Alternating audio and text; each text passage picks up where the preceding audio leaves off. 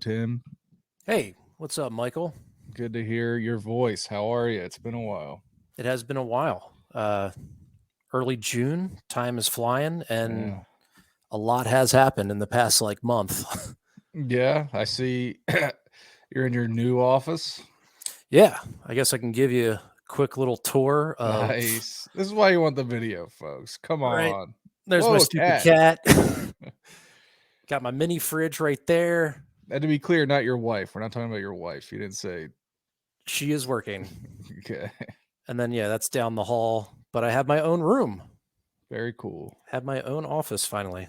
Good. Get some World of Warcraft going in there, and all the whole thing. Yeah, just doing things like this, the podcast. We've been playing D&D, and that shit used to just interrupt Cat's life. Yeah, your dead center living room area. Totally. Now you could shut the door and be away. All right, I'm gonna roll this D12, but I have bless on, so add a +4 to my attack roll here. Yeah, she didn't want to hear any of that crap. I know what that means, of course. Well, I just cracked a beer. Let me tell you, I am tired. We just talked that it's Tuesday. So my son is 3 weeks old today, I believe. Holy shit. Yeah, it's flying by, but also the past few days have been long days.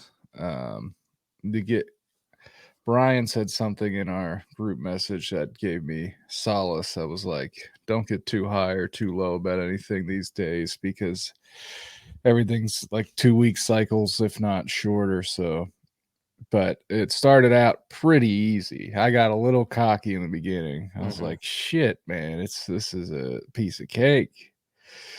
And now it's a little more challenging. He's a cranky little guy. Really wants to, it's tough to get him to. I mean, he'll fall asleep on your body, especially Tammy, glued to you, which is all well and good until you want to do, anything else and try to put him down. Then it's like a whole fucking thing. But yeah. It's I mean, I knew what I was getting into. I'm not an idiot. I knew it was going to be tough, and I knew I was going to be tired, and I'm tired, and it is tough, and it's tired. It's not like regular tired where you stay up too late one night and have to get up early for work, right? It's Just like drink maybe one more coffee and trudge right through, and you're yeah fine. yeah it's just a constant state of not having more than a few hours sleep in a row for days and days. So it's just, you got to be extra careful driving your car and stuff because you're just fucking out of it. And but it's fun. What can you do? This is life. This is what we're in for the next 35 years. I think I got to text him to drop our episode, but he talked a lot about the. Oh, you guys recorded? We did. Oh, good. And he said something similar where, well, kind of similar to what you're talking about, where his son was in the NICU for about a week or so. I think it was 9 days. I think it was what he said. But while Oliver, his son, was in there, that kind of got him already on a schedule, like a regimented sleep for 3 hours and then eat, and then sleep for 3 hours and eat. And then like when he came home, he was still on that schedule. And then about 2 weeks in, all of a sudden that stopped. Yeah. So he did have this like false sense of like, oh, I got this. Yeah, for sure. That's exactly because the doctor said, because when you first get him home, you have to feed him every 3 hours, including overnight. So even if he's dead asleep in the middle of the night, you got to set your alarm at 3 a.m. and get up and force his ass up and feed him. But then he like got gained enough weight where the doctor was like, you don't got to set an alarm at night anymore. Just feed him every 3 hours in the day, and at night he'll wake up. Well, we were like, oh shit, now it got even easier. But no, now it's like now it's even fucking harder for whatever reason. Now he's like definitely not. He's like, no, I want to definitely not sleep more than 3 hours. Fuck you guys. But But what yeah, can you do? is he showing like any personality traits already? Um, not. I mean, sorta. I mean, he's very bossy and cranky. And he definitely gets pissed off and like swings his little arms at you and stuff. It's cute. And other than that, he's just cute. But he's very alert. Like he's always looking around and stuff. And but no, he's still 3 weeks. He's still basically just a little guy. He's Yeah, just so tiny and that's fun. almost like a little alien. So Still yeah, pretty hasn't quite much. grown into his body yet. Yeah, yeah. But, for as hard as it is, it's still pretty easy in most like, I mean, it's pretty straightforward. Just worry 24 hours a day that he's suffocating. That's what I do. Oh, is that Uh, not normal? but it's fun. But let me show you on my camera. So we got home and then you see the Oh ceiling above me? boy. Yep. So a couple, maybe a week or so after he was born, I wake up and the refrigerator's making this crazy sound. It's like that's not normal. So I'm listening. I'm like, okay, I've narrowed it down. And I pull the fridge out and I have to turn the water off that leads from the wall into the fridge for the ice maker. Mhm. Something's going on. There's some moisture on the floor. I'm like, shit. So I clean that up. But then I come downstairs and it's like, uh-oh, because it's like apparently there was a lot of water for a long time because it's all flooding through the ceiling, dripping down onto the new carpet, onto the furniture. And it's like, great. We just fucking finished this goddamn family room from the last time it flooded.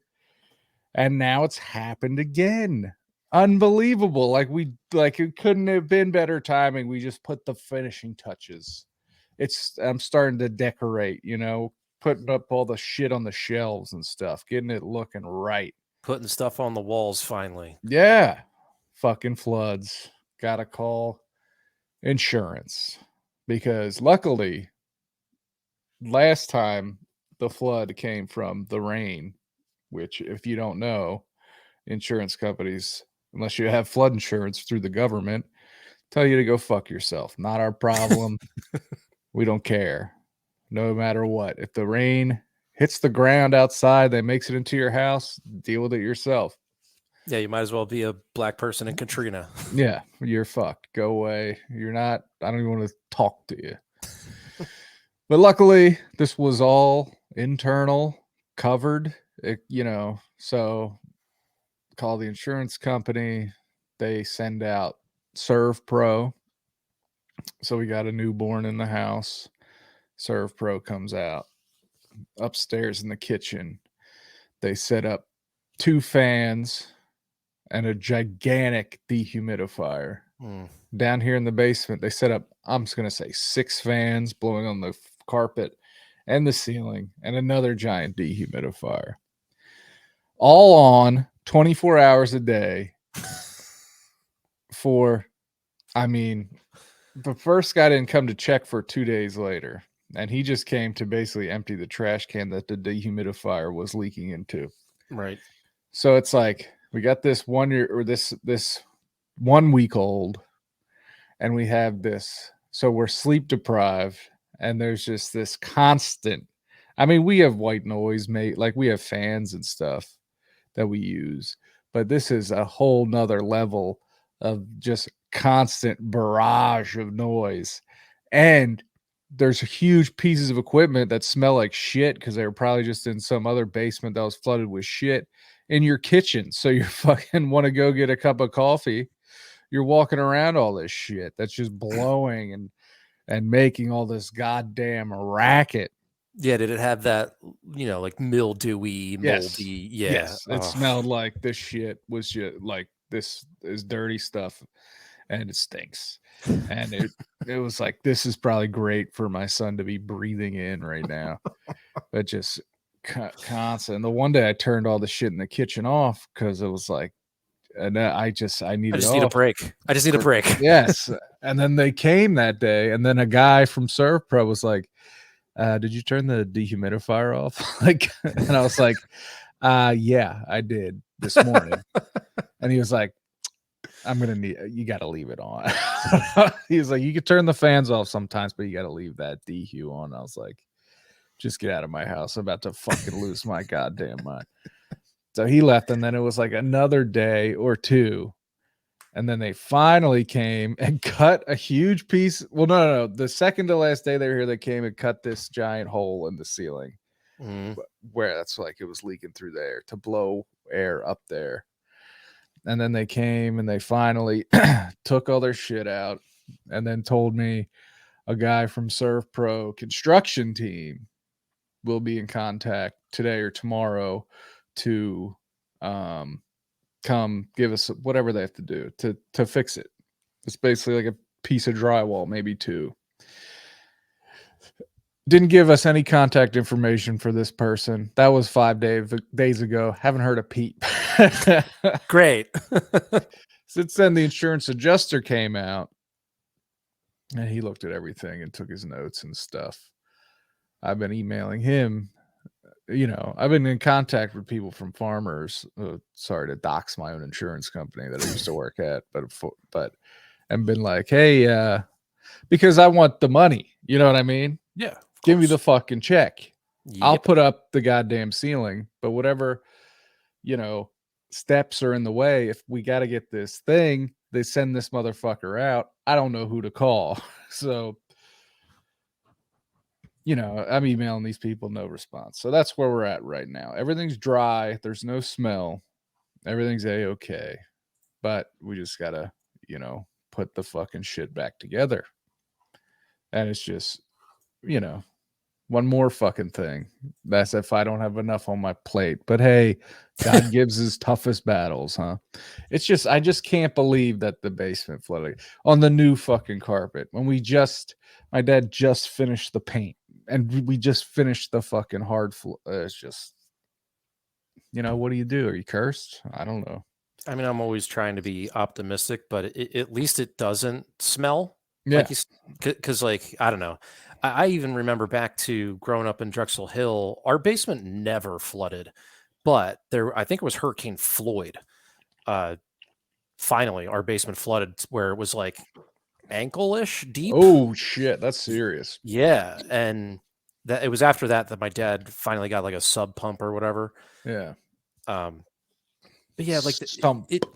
yeah, sump pump, Sump pump. not Yeah. like a submarine, a sump.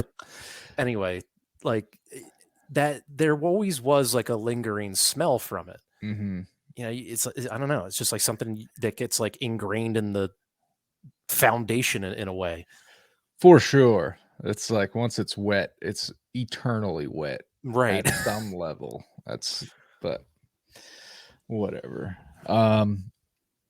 So yeah, that's that. Hopefully, I mean, I'm at $1,000 anyway.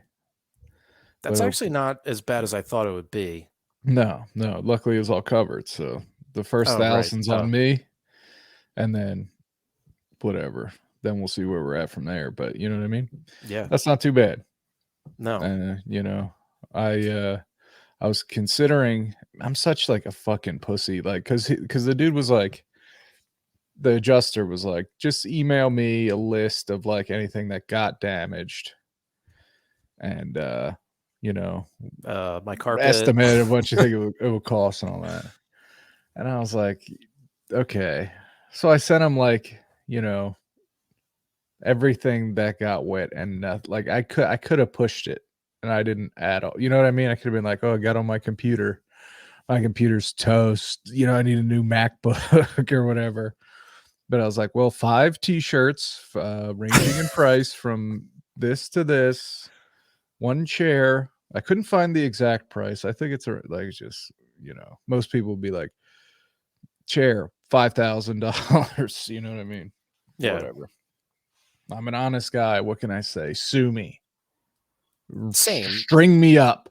It's like it's part of our character. That's not something we're not grifters, Right. We're not I will not. I don't want to get caught up for insurance fraud, no matter how light.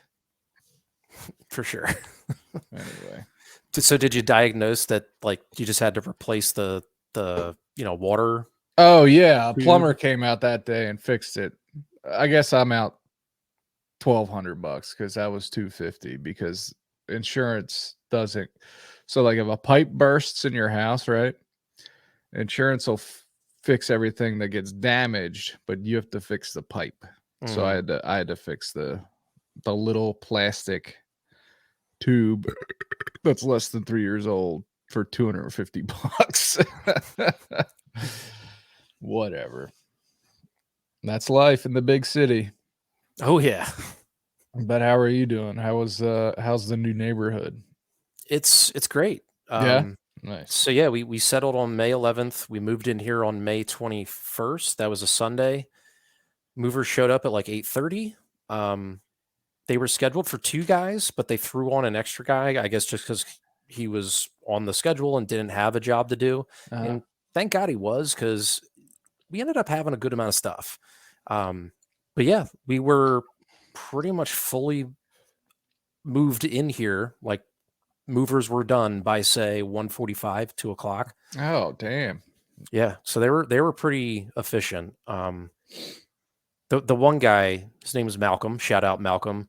He was like the guy that stood in the truck while the other 2 brought the stuff down, and he Tetrised it, packed that truck. Because I was also worried that the truck wasn't going to be big enough. Because once we got everything packed, I'm looking around the apartment. I'm like, this is a lot of stuff. Right. Right.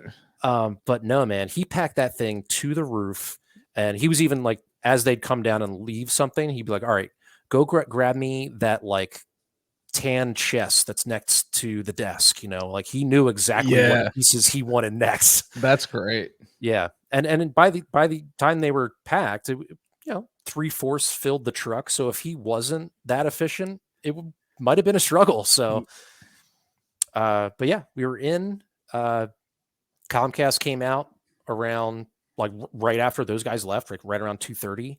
And this was the one that I was really nervous about because it's Sunday. I have to work on Monday. Ideally remote, but like I knew if Comcast wasn't going to work out, I could either go into the office or maybe even run over my parents' house and just work from there. Yeah.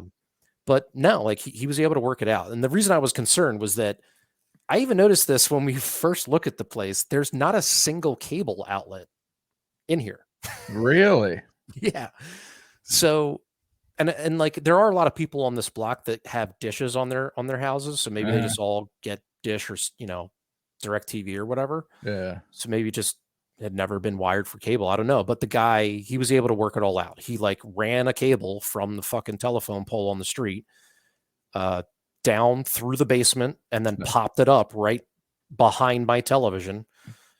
He was in and out about, hour and a half, 2 hours. Like it was a project, but he was able to do it no problem.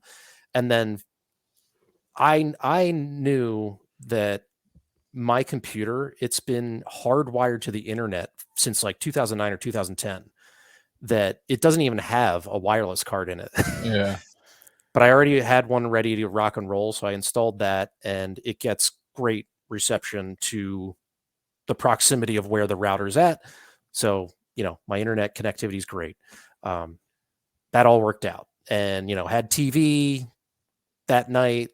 We have a couch, like the main necessities in the house were good. So now it's just the gradual, slow process of like, I mean, as you can see right behind me here, I have like pictures need to be hung and curtains and just, actually decorating the place, Now, when you unloaded all this, like your full apartment of stuff into your house, did it look like a small amount of stuff, like a apartment's worth of stuff in a house? Was it a lot?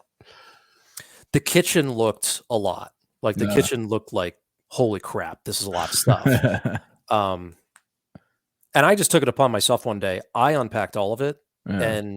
and then wow, did it open up some space. And I think I did that too because I could tell Kat. I don't know. I think initially she just wasn't too happy for in the first few days, just because there was a lot of clutter. Um, so it wasn't completely livable yet. Mhm. Like we couldn't even make like mac and cheese on the stove at that point. Right. So after I unpacked the kitchen, that definitely made her feel better. Made her like at least that part of the house a lot better. And Yeah. then, I'm just here a lot more. So I just took it upon myself to like, there was a lot of boxes that just needed to go to the basement, you know, and I did all that. All my clothes are unpacked, like just box after box after box, unpack, unpack, unpack. And now, like, she finally had a whole day yesterday to like really start making it look nice. And then by about, dinner time yesterday is when I think she finally felt like, okay, this is pretty sweet. Oh, nice. That's good. Oh, and That my parents already brought over a grill. That was like our Hey. housewarming gift. And Kat bought a little like patio set, or it's like a little sectional couch, which is gorgeous. My parents brought over a couple flower pots that give it some ambiance. I've already used the grill like way too many times because I just love a grill. It's so quick. It's so easy. Um, This is the time to grill. It's grilling season, dude. Get totally. out there. Oh, and it was in perfect time for Memorial Day weekend, which Hey. so nice. And actually Kat's parents, so we still technically had the apartment until the 31st of May because Mhm. we had to pay for the entire month of May. Um, we went back over there like uh, one of both mine and Kat's days off. Her parents just offered to help us clean, and we were like, well, we're not going to say no to that because of course not. Like Kat and I could have done it in probably about 4-ish hours, but with their help, we did it in like 1 or 1.5 hours. Um, One last remaining thing that didn't go was our couch from the apartment, which was like a really big, nice sectional couch. It just wasn't going to fit anywhere in Yeah. here. Um, so that was like the last thing to take care of. Cat put it on Facebook Market initially for, I don't know, maybe like $100, maybe 50. Nothing really happened with it. So then she just made it free. And like the last day, the 31st, someone came and grabbed it. Cat had to help him get it out of the apartment, but they got it out and it's gone. So we should be receiving a security deposit back. You think Because you we get it back? I think so. Because like by the time we were leaving, I think that truly is just for like serious damage. Like Mm. if you're leaving it with a broken kitchen cabinet, a hole in the wall, make sure the bathroom's decent, make sure the floors are decent, and they were. It was fine. I, Mhm. and even in comparison, not just to that apartment, like other apartments I'd left, I got my security deposits back because I think that's all they're really looking for. Okay. They're going to go in there with a professional cleaner no matter what. It's not Yeah. like they're trying to take your security deposit to pay for that. Or maybe they are because they're fucking slumlords, which a lot of landlords are, but Right. Yeah, it depends. I think it depends where you live. I always totally. thought like that was just gone. That money, like, but whatever. I mean, That's yeah, it's been interesting. It is a big issue in the entire country right now. Home ownership versus just your living quarters and how expensive it is to just rent or own is kind of absurd right now. yes. But in the end, I'm very happy where we ended up. I think we got a really good price for what we got. Um, and yeah, to your initial question, man, like I know nothing of this area. So to dox myself, I'm in Mount Airy. It's right next to Chestnut Hill. Mhm. And the only place for me that rings a bell that's close by is like Manioc Roxborough. Growing up in Upper Darby, like I was saying this, Keenan, like we know Upper Darby, we know some Philly, mainly like South Philly, Mhm. and then we know the shore. That's it. Like that's our realm. Yeah. you know, Yeah. and anything outside of that, nothing. So I didn't know anything about this area. Germantown Avenue, which eventually becomes Germantown Pike as you take it further like northwest. Um, that is the main drag that I'm only like a block from. Okay. And it's cool as hell. There's just like this Oh, cute little nice. town. Like it like, and I didn't realize that this is what we were getting. Cat did, of course, but all along the one thing we loved about Westchester is the walkability, and also there was like a community tight knit feel to that town, Mhm. and we wanted to try to recreate that. And like that's why we were kind of looking at Wilmington. I do like the certain neighborhoods in Wilmington. I got that feel there. I got Mhm. that vibe. I didn't know what to expect here, but now that I've been here for not even it's been 2 weeks and like 2 days, Yeah. I already feel that, man. Like even just like driving to like my local Citizens Bank and like driving to my local or I can actually walk to a hardware store, like just doing those little things, and it feels like there is a sense of community here, and that's as dorky or kind of cliche as it is, it's heartwarming. It's No, nice. that's great, dude. That's the juice right there. I'm But happy for you. and like already I've been to Home Depot. Well, I'll just say air quotes Home Depot. I'll just Yeah. encompass all hardware stores. I've been to a hardware store, I think like 7 times in this like little over 2 weeks already. And I thought I would hate that aspect of it, but no, I kind of like dig walking around, and like it truly is like a dad's like Dude, playground. and it's like you could do whatever you want. You know what I mean? Yeah. Like, "Oh, I wanna build some, uh, shelving attached to the wall." Go ahead. You know what I mean? Yeah. It's all free game. That's yeah, that's great. And like to what's going on with your, fridge taking a dump like that. Mhm. I'm already getting thrown right into home ownership role, because even though this is a flipped place, so everything's brand new, there are some things that I wish they would have done differently. Like Oh, for sure, dude. How quick did they flip it? You never know. totally. Like my biggest complaint was the hot water heater. So the shower was at best lukewarm. It was Ugh, it was fine. Like mm-mm. you weren't shivering. It was I need fine. my skin coming off personally. But like the hot water heater in the basement, it's right up against a wall. It's sitting on a couple like big old cinder blocks, but the side that's against the wall is where the damn panels are to adjust the fucking temperature. That's a fuck up.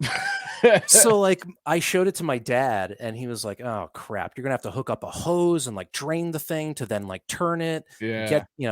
And I was like, "Oh man, that's going to be a whole project." But then I went back down and looked at it, and I was like, "You know what? I bet I can hoss this thing around."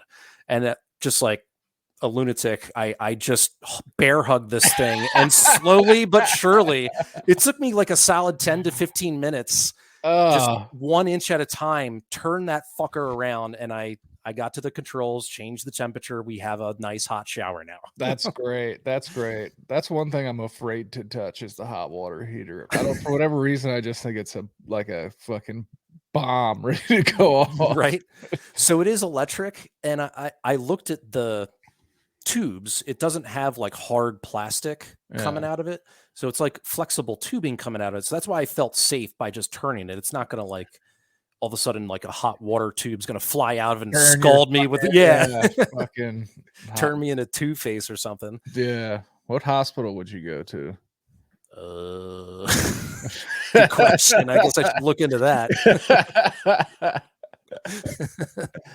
Uh, But yeah, so what those little yeah, projects too, yeah. like when you complete them, like it's so funny how like going to school never gave me any sort of sense of accomplishment. My certifications I got for IT, they Yeah, definitely did. yeah. But now like these little projects, like the fact that there wasn't a mailbox on the place. Ah, So I had to figure out, so it also has vinyl siding, and I really didn't want to drill into the vinyl siding because apparently like that can get water you're damage letting down in there. moisture in, yes, Exactly. yes. So I finally found on Amazon these little like hooks you can put under the vinyl to like hang a mailbox, and it worked. It's like kind of flimsy. It can easily come off, Yeah, but it's on the damn wall. And yeah. even that just gave me so much satisfaction. And I told my brother about it, and he laughed, but he said, he's like, "Yeah, man, you just got to like make a big ass list and don't look at it as like this over encompassing like Mount Everest that you'll never climb. Just like you one by one knock a thing off here, knock a thing off there, and you'll eventually make it a home." Absolutely. Oh, that's great, Tim. Yeah. So that's where we're at. Um, The yeah. drive's okay? Oh yeah, the drive's great. Like now coming from Westchester, my 1 day a week I would have to go into the office. It only took like 12 to 15 minutes to drive there. Now it takes about 40, but Mhm. that's not a big deal. I was more worried about Kat, who actually has to go to work, unlike you. Right. Sorry, my mistake. Yeah, her drive is fine. It's like a perfect 25 to 30 minutes, Yeah. which from Westchester was about like 20. Mhm. So it's not that much further, especially the time that. So she does just make her way to 76 and just shoot down 76 right to KOP. Right. But at the time she's going, it's like 10:30 a.m. And when she's coming home, it's 10:30 p.m. or 11 p.m. or later. So it's not Not that. too bad. Yeah, Fuck 76. totally, man. Such a nightmare. But like aside from just the town right here, I have already been able to experience like I'm right next to Philadelphia, and I think I'm definitely gonna tap into that and utilize the city. Like I Yeah. went to a concert just a week ago, last Tuesday, and I was looking into public transportation. There is a bus that kind of takes you down where you'd have to pick up an L. The whole thing would take an hour, and then I looked at an Uber that costs like it was like $25, and it took 30 minutes to get Mhm. to the Fillmore. That is. And I was like, yeah, screw it. I'm just going to Uber. Right. With the transfer makes it tough. If it was like hop on the bus, hop off in front, Yep. that's one thing. What we you told me, was it Thrice you saw? Yeah. Yeah. So I saw Thrice. They're doing a 20-year anniversary of one of their albums, Artists in the Ambulance. They also re-released the album. I haven't Mhm. bought it yet. Um, it's kind of like they actually did a podcast, only like a handful of episodes long, about the whole creation of the initial album, like certain stressful situations they went through, certain like pressures of like people wanting to do the song this way, other people wanting to do the song that way, that kind of thing. And then in hindsight, like what they had always wanted certain songs to sound like, and that's why they ended up re-releasing. It's not the way they put it didn't sound like a cash grab, but in the back of my mind, I'm like, yeah, it kind of sounds like a cash grab. That's all right. The music industry's in the toilet. Right. There's no way to make money unless you tour every day of your life. Totally. Fuck it. But yeah, that was the But first time I'd ever been to one of those, like, they just play an album from start to finish. And then mhm. they played probably like 30 to 45 more minutes of just songs, Yeah. including an encore. Yeah. It was a tight, like 2 hour concert. It really wasn't that long. Um, but I mean, the album alone, I think, is only like 45 to 50 minutes long. Mhm. Anyway, so it was kind of a cool thing. I knew of these types of tours. Of plenty of artists are doing where they do these anniversary tours and they play an album from start to finish. Mhm. I've seen 2 of them, I believe, Okay. and I'm a big fan of it, especially because both of them were bands where they had a particular album that I got super into, but I didn't Yes. get into their entire catalog. So it's like perfect for me. It was like, yeah, just play every single song of yours that I know. And then a couple other big hits, like you said. They'll throw in some other ones at the end. But yeah, I saw Say Anything. Oh. Uh that was a wild show. It was like Say Anything and Saves the Day both played Oh full my albums God. on the day before Thanksgiving, dude. It was one of the best shows I've ever seen. It was so fucking fun. What's album was Saves the Day? Is it called Stay What You Are? Hell yeah, it No, no, no, is. no, no, no, no, no, no, no. It was Through Being Cool. I'm sorry. It was even Oh, older. okay. It was Through Being Cool, and I think then I'm even more familiar with that one. I yeah, love that album. fucking ripped, and then Say Anything played Is a Real Boy and was a real boy, and it was amazing. I knew every fucking song. It was perfect. And then I saw Manchester Orchestra Dude, played their album that has I've Got Friends on it. I forget what the album's called, but they opened a few times for Thrice in the zillions of times I've seen them, Oh, and really? like that provoked me to buy a couple of their albums. Love Manchester Orchestra.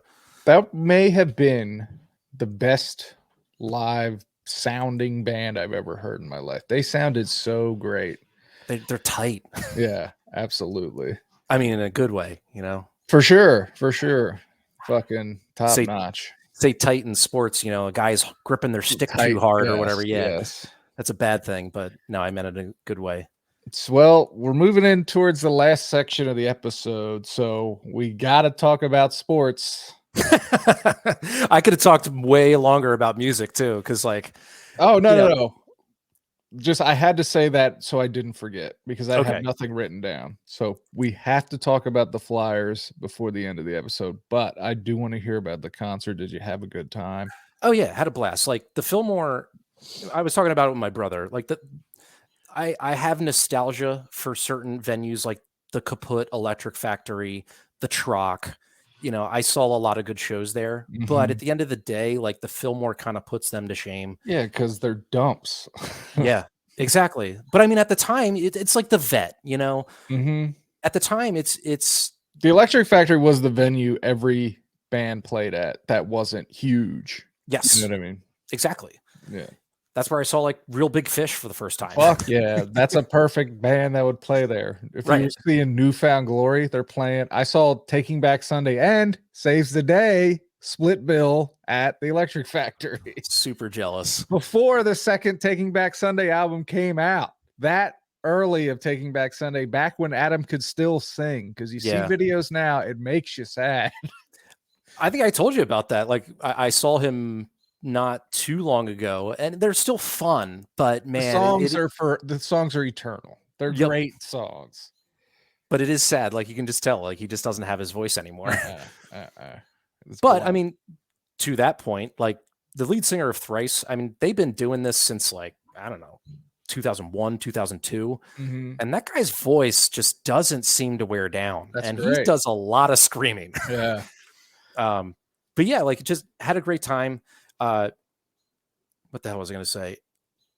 Oh, the only time I saw Saves the Day, and the only time I've seen a band anything at Hershey, which was awesome Mm. venue, I saw Saves the Day, opens for Green Day, opens for Blink 182. Oh my god, that was a legendary tour. I forget. Do you remember the name of the tour? I do not. I Oh, was there yes. with my buddy Brett and two of his friends that blanking on their name, but we were all friends at Bloomsburg, and Yeah. it was summer after our first couple semesters, and we went and did like the Hershey Park all day, and then saw the concert at night. Definitely didn't drink enough water during the day Oh. because we were like physically hurt by the end of that. And What you just described would be a physical impossibility for me yes, now. I would never. never, ever even consider it. You're like, I could do one or the other. I could Not go to both. Hershey Hotel, sleep the entire day, then go to the concert, then go back to the hotel. That sounds fun to me. Right. You know what I mean? And then maybe the next day go to the theme park. Oh, yeah. Sorry. The other thing I wanted to say, not even to the concert, but to Thrice in particular, like I'd probably still consider them my favorite band. That's awesome.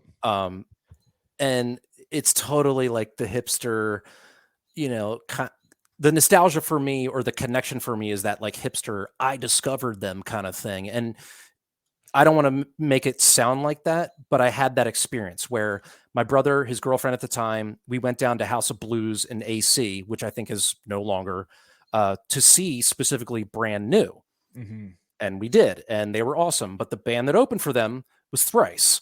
And they played a shitload of songs that were definitely on Artists in the Ambulance. I mean, they played some other stuff because this was probably like 2000, circa 2005 or 6. Mm-hmm. But because of that, I'll never forget, like, you know, they finished their set and like they're going off stage. And I kind of look at Josh and his girlfriend and they're like, we weren't really into that. I was like, are you fucking kidding me? They ripped. And it was based on that I like went just like Manchester Orchestra, like based on that opening and like how much I was just vibing to all these songs I'd never heard before. I was like, I got to buy some of their albums. And the first album I bought was Artists in the Ambulance. Mm-hmm. today, I don't think it's my favorite album of theirs, but there's so much like time stamped onto every single song and like that period in Absolutely, my yes. life. And ah, so That's it was like such a fun trip down memory lane to see them play that album from start to finish. that's great. Was there an opener? There was, I was waiting for a couple friends, so I waited out in like the outside bar while Mhm. the opener was on. I forget what the hell they were called. It was Not a something, band you knew, though. not a band I knew. Mhm.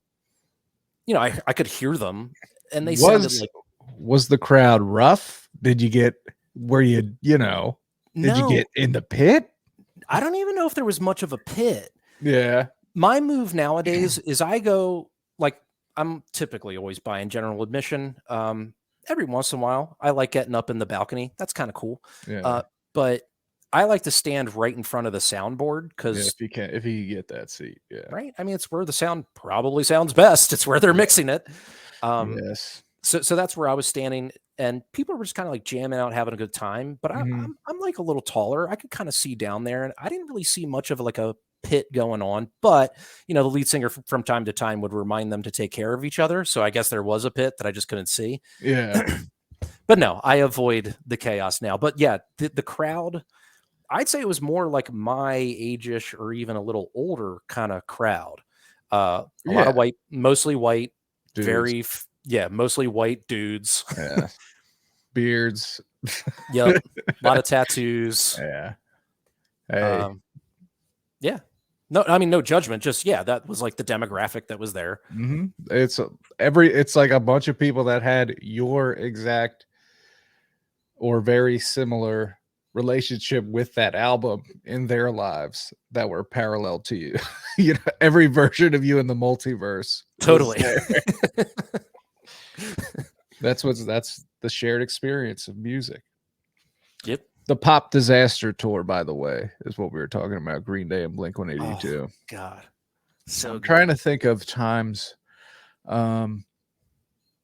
where most recently a couple summers ago, it was one of the one of the COVID summers, Mm. because even though it was an outdoor venue, it was still masked. But when I saw Phoebe Bridgers, the band, so it was out at that whatever the The amphitheater, man. the man, but not at the actual man part where you sit. It was like that backside stage where you Yep. stand. Which I guess So, they sell that or put bands over there when they don't think they'll like fill up the amphitheater. right. Well, Phoebe sold it out immediately. I was Right. very lucky to get tickets. And I vaguely remember you talking about this on Doom Thugs yeah, Monthly. I was there alone, took acid alone, and drove home. Terrible. Um, but so she tweeted earlier that she'd come out this time for an opening performer. So I thought that was the only opener. So while they were on, I went around the side of the crowd, which is one of the good things about an open air venue is there's more room. And then kind of got up on the guardrail, definitely to the side of the stage, but I'm on the guardrail, like I could see the stage right there. They left, and then I thought Phoebe was on next, but another band came out called Muna, and it was like they kicked my ass. Song one started playing. They came out, and I was like, holy fucking shit. And I was like, instantly, I'm a huge Muna fan now. This fucking rocks. And so that was great. And that was this thing like seeing a band because, you know, you see a lot of times I wish the openers were not here. I just want to see the band I want to see and go the fuck home. But that was one where I became a fan. And I had another one, but I've since lost it. So maybe it'll come back to me. I mean, since you said the magic of music, like that was the first concert I'd seen since definitely pre-COVID. Yeah. And it just immediately reminded me how much fun live music is. Mhm. Now, like I didn't get to experience the opener, but I've had those experiences other times where I went to go see specifically with a friend like My Chemical Romance. Mhm. Wasn't really into them. They were fine, but like that Kill Switch Engage opened. Oh, They're nice. one of the openers, and like that was like one of the bands that was like, oh, I can like metal. Because I Yeah. was like, at that point in time, I was like kind of transitioning out of like Guster, Death Cab for Cutie, Postal Service, like Dashboard Confessional, like really pussy emo I shit. was gonna say the B word. And then I like started to get into like the more pop punk. I mean, I was always kind of into the pop punk stuff with like your Blink 182s of the world, Saves the Day, like we already said. But then I like see Kill Switch Engage, and I'm like, or I was always like adverse to like true metal. And then I see Kill Switch Engage, and I'm like, holy shit, they rock my dick off. Yes. And then also Senses Fail were one of the openers. Oh, I was like, God. let's go. That rocks. And those were like same situation where both those performances made me go out and buy a couple albums and like listen to them nonstop for like the next 2 months, you know? But yeah, seeing Thrice, and a lot of people that were at the show said the opening act that like kind of stunk, but like I said, I heard them and I thought they were pretty decent. It was only one opening act, but I don't know, just like going to shows is fun. I know this is a topic you guys talk about on, Dune Thugs Monthly, because go ahead. Every show I go to, I'm like, do I even like this? Sometimes, and then sometimes I do. Sometimes I'm like, I don't know. I don't know if I like it, but I'm going to keep going.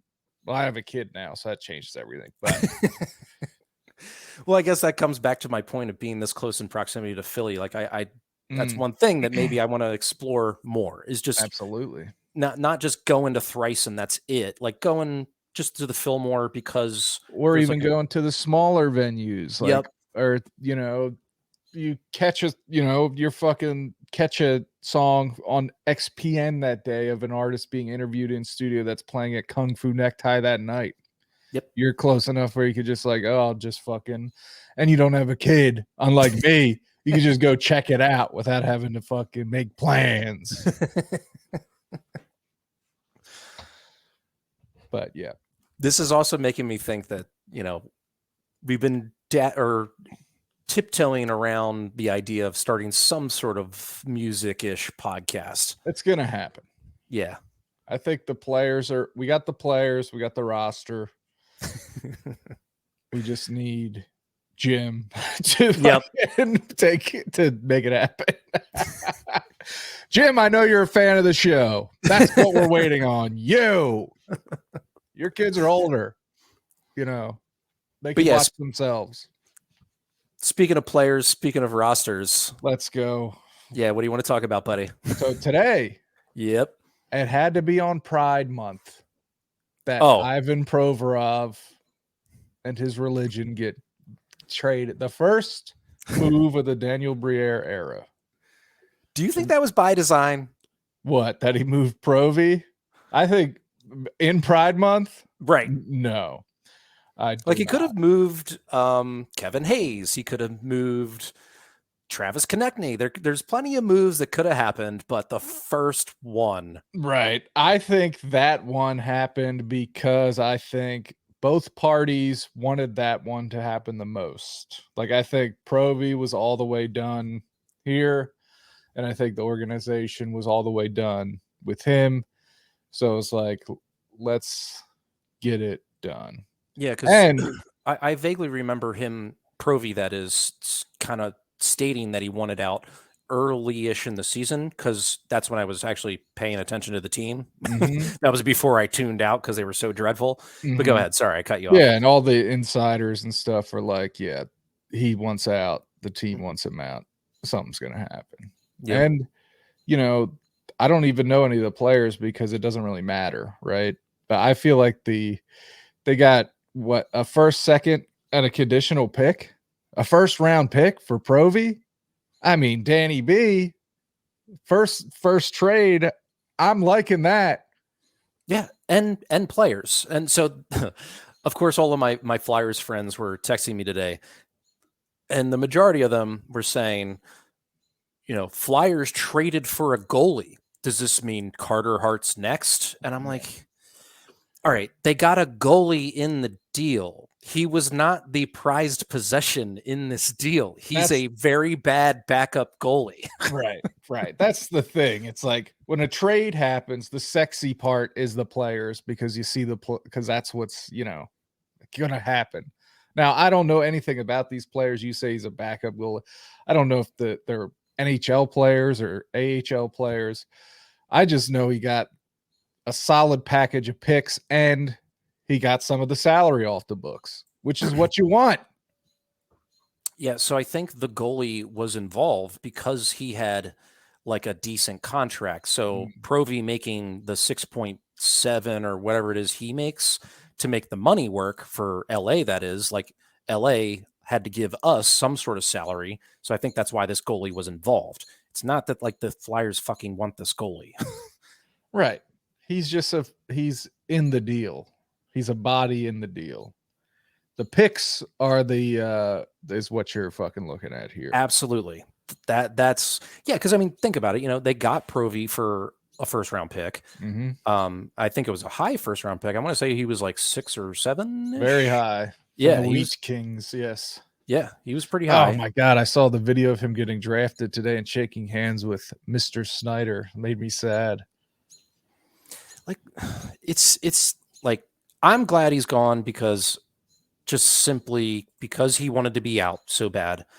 And you know what? I don't think the majority of hockey players agree with my I don't want to just say overall politics, but just like ideologies, you know. Yeah. But a guy that openly hates the gay community, get him the Fuck fuck off. off my team. Get him the Yeah. fuck off my team. Fuck him. You know, it's like when they took on Tony D'Angelo, that really bothered me. I didn't want that guy on my team.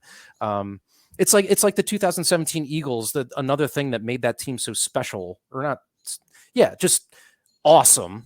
Was that like they collectively came together and said, "Fuck you, Donald Trump. We don't want to come to the White House to like receive any sort of adulation from you, you piece of shit." Yeah. Like, thank you, 2017 Eagles. Like, yeah.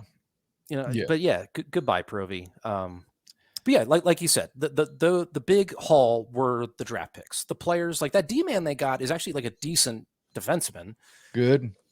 But yeah, the I'm looking at it right now. The goalie makes $5 million a year, so that's definitely why he was part of the deal. Does he have a huge amount of years left? No, it's this and the following. That's it. Right. Someone retained salary. I think it was. So there was a third team involved too. Like the Blue Jackets were involved. Yeah. So maybe they like retains. I don't know how it all worked. Wait, But which team did Provy go to? I think Provy is on the Kings. I thought he went to the Blue Jackets.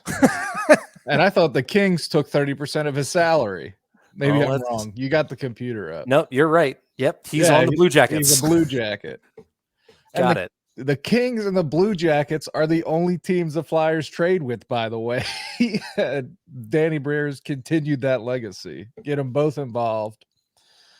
But still, the thing that I think is very positive is that this is a complicated 3-team deal that seemed totally over the head of Chuck Fletcher.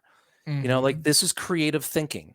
Like, yes, Provorov cost a lot of money. Like, he still is a valuable player because he eats a lot of minutes and he's like all that. Yes. He's decent. Yes, yeah. Is he a number one? Probably not.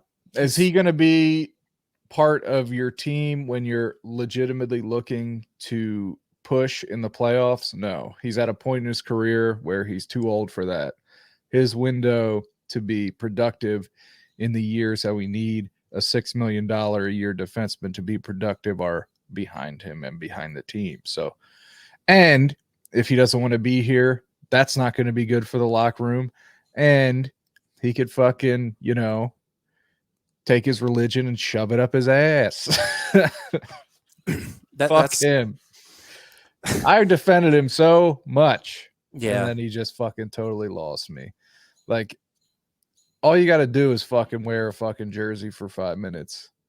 But you had to make it about your faith. Shut up. You're a pussy.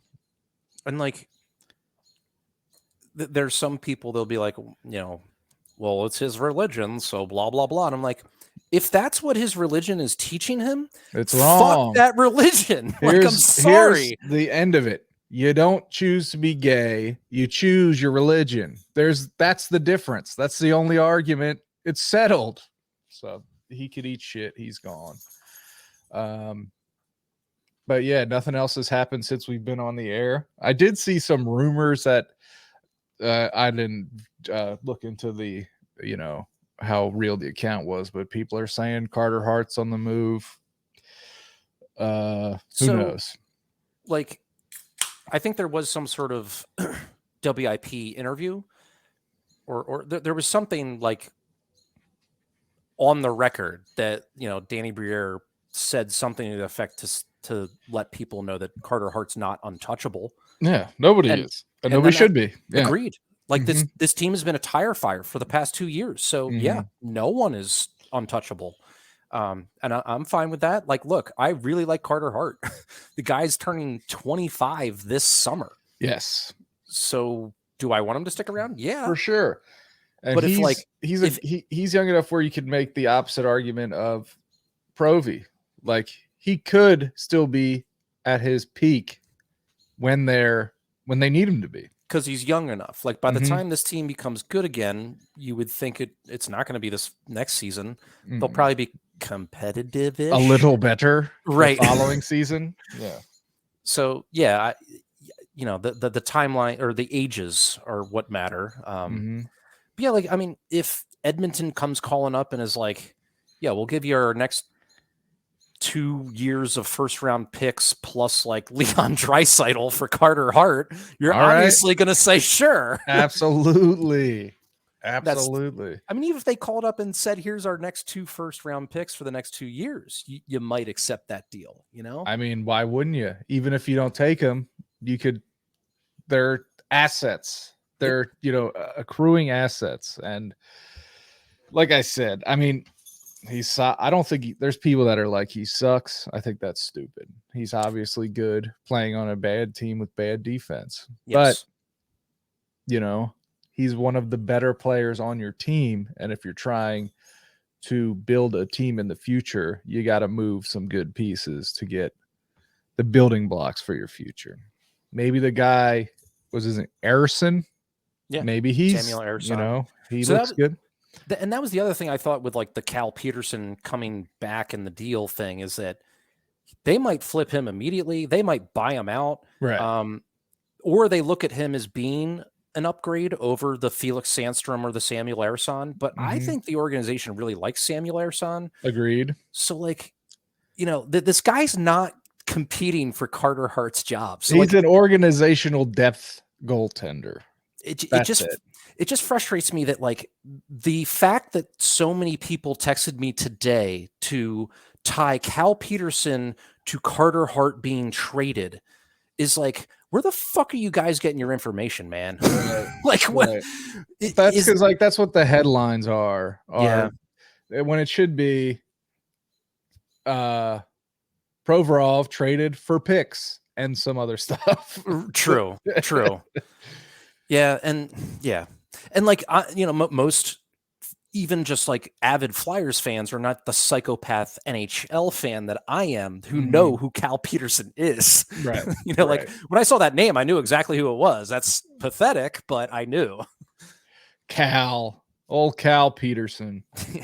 But anyway, the organization gets a clean slate for me. You know what I mean? They got new Jonesy in there with Briere. They get to, write their own story. And if this is their first sentence in chapter 1, so far so good for me. Yeah. I mean, it can't get much worse, right? Exactly. And I mean, they've said all the right things. They're saying they were one of the youngest teams last year. They said they're trying to get even younger, which is, which means even worse.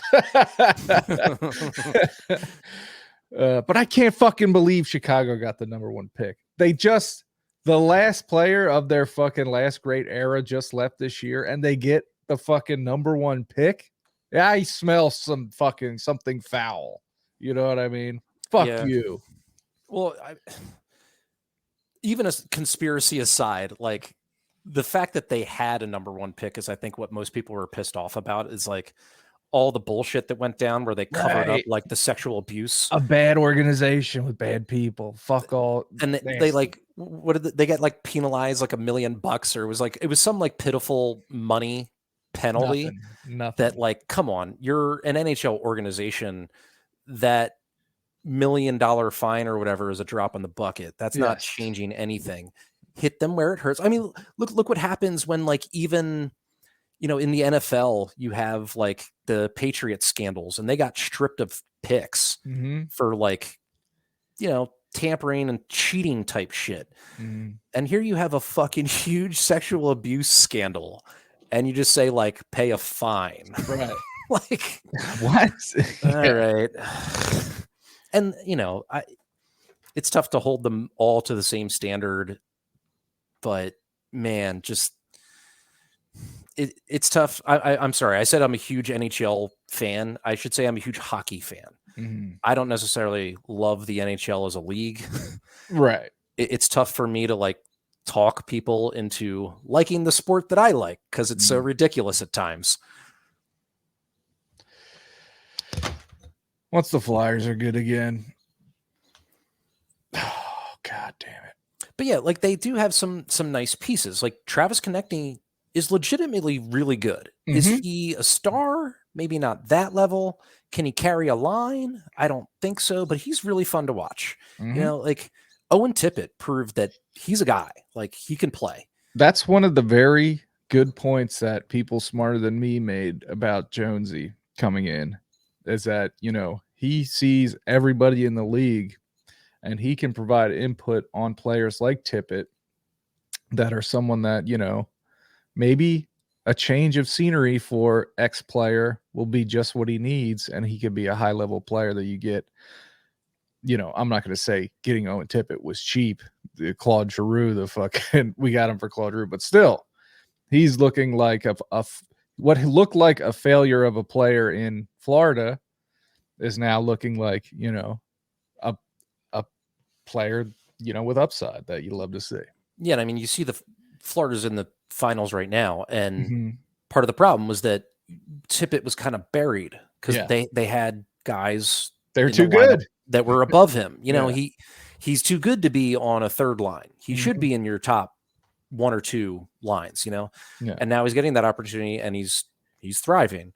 The other guy that I think surprised a lot of people was Noah Cates. He's Yeah. kind of like a not a poor man's, but he's like very similar to a Sean Couturier, maybe not with like as much offensive upside, but he's like a really good center. He's a player in the league. He's a solid, like, as soon as, like, it was one of those guys that comes in without a lot of fanfare, but it's like, oh, this guy is, this is a guy you want on your team. He's rock solid. Yeah, and I think back to like the 2000, I think it was 16, 17 years that the Penguins won cups back to back. And you had down the center, you had Crosby and Malkin, like they've had for years. Mm-hmm. And then that third center end line was Nick Bonino. And that's also where they stashed Phil Kessel on the right wing. Yeah. And Carl Hagelin. And they fucking thrived. Mm-hmm. And even going back to the previous time they won the cup, I want to say it was 2008. You had Crosby, Malkin, and then that third line center was Jordan Stahl. Mm-hmm. And like, I don't remember his wingers at that time, but still, like, they just were. If you can find a way to shut down definitely one line, maybe two lines, but if you're coming with a third wave of like decent offensive ability, man, that is really tough to defense. Yes, they've sucked me back in again. I'm excited about the Flyers once again. By they, was it just my little speech just now? No. I've been listening to every interview that DB and Jonesy have done. I'm back, baby. Let's fucking go. And of this course, was an exciting move today. Yeah, and like, I get it. It does feel like a lot of the same inbred Flyers stuff with a couple of guys that used to work for the Flyers, but I don't know, man. I just think it's different. Like, feels different. It just does. Like Danny like he's a smart dude. Like Yeah. he went to fucking Penn and got Yeah. his master's or whatever. I guess I should say Wharton. Yeah. I feel like they've been grooming him for a while for this role, and here's his shot. And yes, he also happens to be a flyer, but I also don't think he's got the like old school mentality of like Broad Street Bully flyer in him, No. you He know? didn't build winners in the 90s. You know what I Right. mean? Like, and he was also like a tiny player. He Mhm. was a guy that like shouldn't thrive in the NHL, and he did. So I feel like he will have an eye for that, like, maybe smaller player or just, you know what I mean? Mhm. I'm No, stumbling dude, over my words I'm with now, you. I'm with you. But let's enjoy the summer first, okay? right? Before we get into autumn sports. But that's my time. I have to go because I have a kid. You Okay. do. And I'm excited to hear that Pop Addled is back. Last I saw was a cryptic tweet about on hiatus until further notice. I didn't know what was going on. I just couldn't get a hold of Keenan. Like, he's very bad at communicating. He just is. And I was like, I finally was at my wits end. I was like, you know what? I'm just gonna put this tweet out there just to put something out there. Yes. And then we finally got on the same page. And now I need to text him to say, hey, release the episode. That's exciting. We look forward to that. And yeah, I gotta go. Thanks, Yeah. Tim. It was great to talk to you. Thanks Great everyone to for see you. listening. Go feed your child. Yes, yes. He's gonna be crying, I'm assuming. Anyway, all right. Bye everybody. Love you, buddy. Love you too. Bye. Bye.